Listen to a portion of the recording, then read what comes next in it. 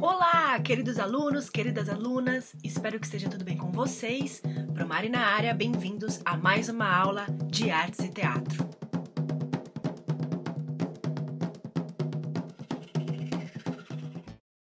Então vamos lá, pessoal, essa é a aula 34 e nós vamos falar sobre teatro e tecnologia.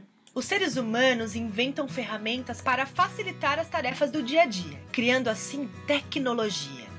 Em geral, costuma-se associar a palavra tecnologia a invenções recentes, atuais, de última geração. Mas qualquer artefato utilizado para facilitar de alguma maneira a nossa vida pode ser considerado tecnologia, mesmo aqueles criados muito antes da invenção dos aparelhos eletrônicos. Quais tecnologias você imagina que os grupos de teatro de antigamente e os atuais utilizam? Essas são máscaras gregas, usadas pelos atores nas apresentações de teatro há séculos atrás. Elas originalmente eram feitas de madeira, couro ou cerâmica, e sua forma interior foi planejada para se tornar uma caixa acústica, para amplificar a voz do ator, quase como um megafone. E o formato da boca tinha a mesma finalidade, mas cada máscara é feita de maneira diferente. Cada uma delas representa um personagem, com expressões faciais variadas e por isso produziam vibrações sonoras diversas, o que diversificava os tipos de vozes produzidas. Ao mesmo tempo, essas máscaras serviam para o público conseguir enxergar os personagens de longe, porque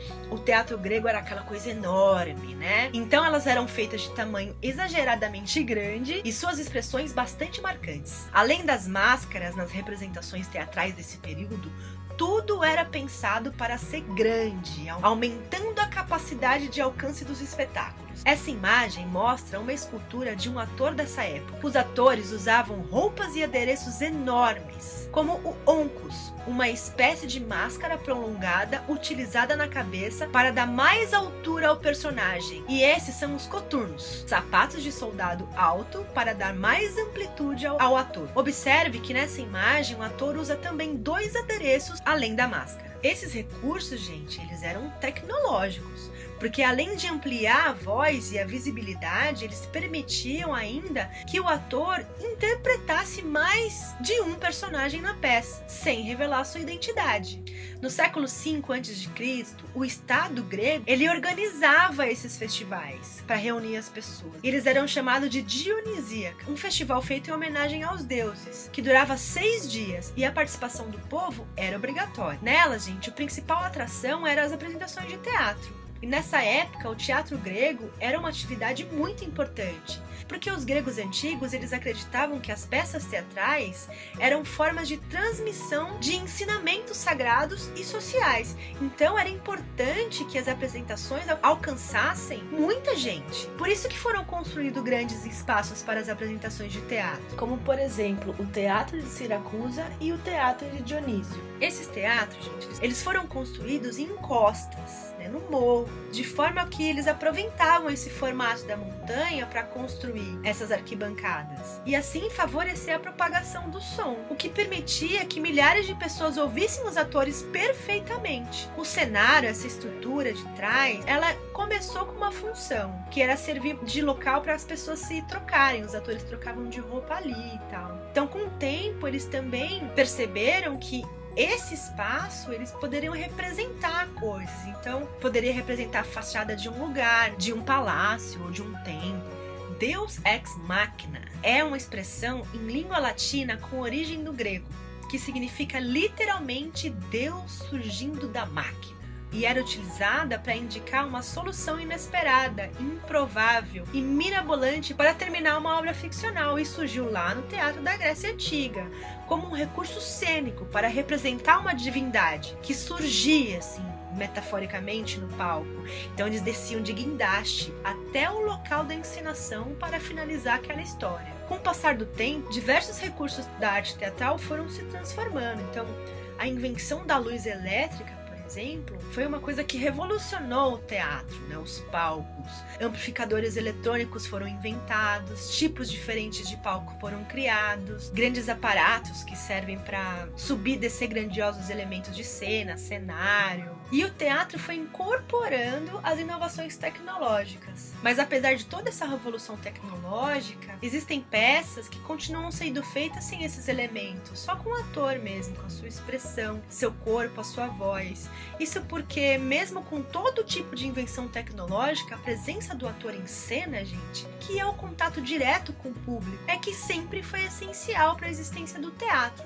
A teatralidade, a gente já falou disso. Então, durante muitos e muitos anos, nunca mudou isso.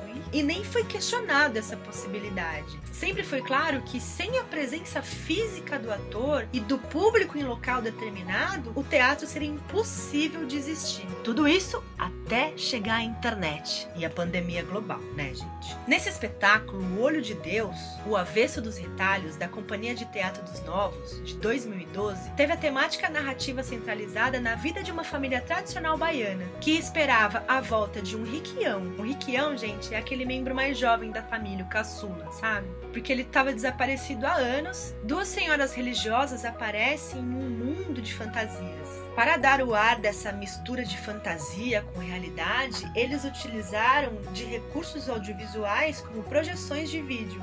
Mas essa não é a novidade do espetáculo. Recursos tecnológicos especiais fizeram com que a apresentação da peça acontecesse simultaneamente em dois lugares. O palco principal do teatro e em outro espaço, mas dentro do mesmo teatro. Tinha um palco principal e o outro lugar que eles chamavam de cabaré. E aí tinha projeções interligadas via internet que uniam esses dois locais. E o espectador teve a opção de escolher em qual das salas ele queria ver o espetáculo. No espetáculo Atuar na Terra de 2006, do grupo Fila 7, de São Paulo, um telão acima dos atores mostrava o mesmo ambiente, unindo três imagens que se completavam. Cada parte da imagem exibida no telão eram cenas que estavam sendo feitas em locais diferentes, filmadas e projetadas simultaneamente. A peça contou com 9 atores, localizados em 3 diferentes continentes, atuando simultaneamente no mesmo espetáculo. E essa mesa do centro que vocês estão vendo aí, ela servia para unir os atores na mesma situação, possibilitado pela internet. Pioneiros nesse tipo de criação, o grupo uniu 3 elencos em 3 continentes diferentes ao mesmo tempo. Além disso, o público teve a opção de assistir a peça tanto presencialmente como pela internet, por meio de um site que fez a transmissão ao vivo. Em cada um dos países havia uma estrutura tradicional formada por palco e plateia, e os locais estavam conectados por uma plataforma, ou seja, um stream, que integrou em tempo real via internet, e as cenas eram mostradas em grandes telões e aconteciam de formas dependentes umas das outras, com diálogos entre os atores de cada país. E vocês já achando que essas reuniões via Zoom, essas aulas no Meet é coisa recente, né?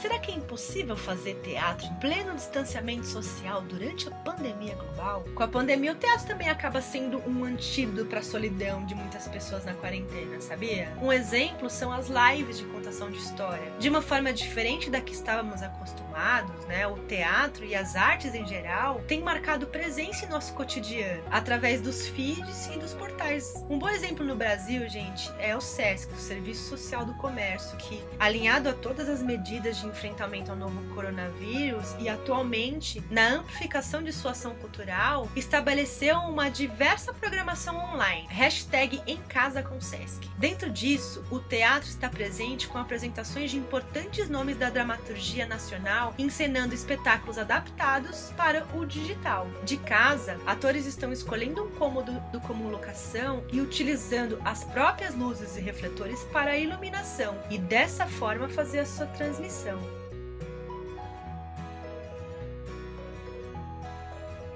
Mas isso é teatro? Mas substitui o teatro?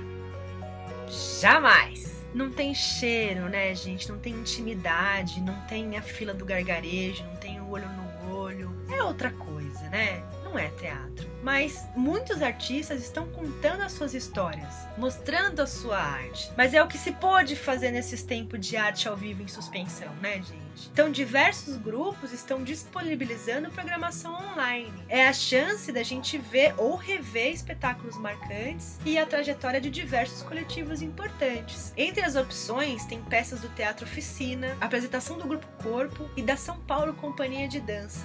E muito mais. Pesquise, gente. Aproveite a programação do Sesc Online. Nem só de sertanejo se vive a pandemia, hein? Tem teatro também. A tecnologia está em todos os lugares, né, gente? E na arte não é diferente.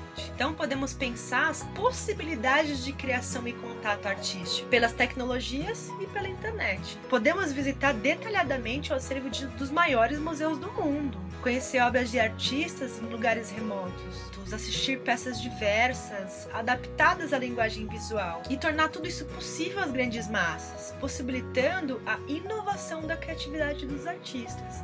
As condições da humanidade, elas vão fazendo com que esses processos aumentem, né, e se difundam. Então é isso, pessoal, aproveitem. Não esqueça da atividade no Maestro, tenham uma boa semana, um beijo e até semana que vem.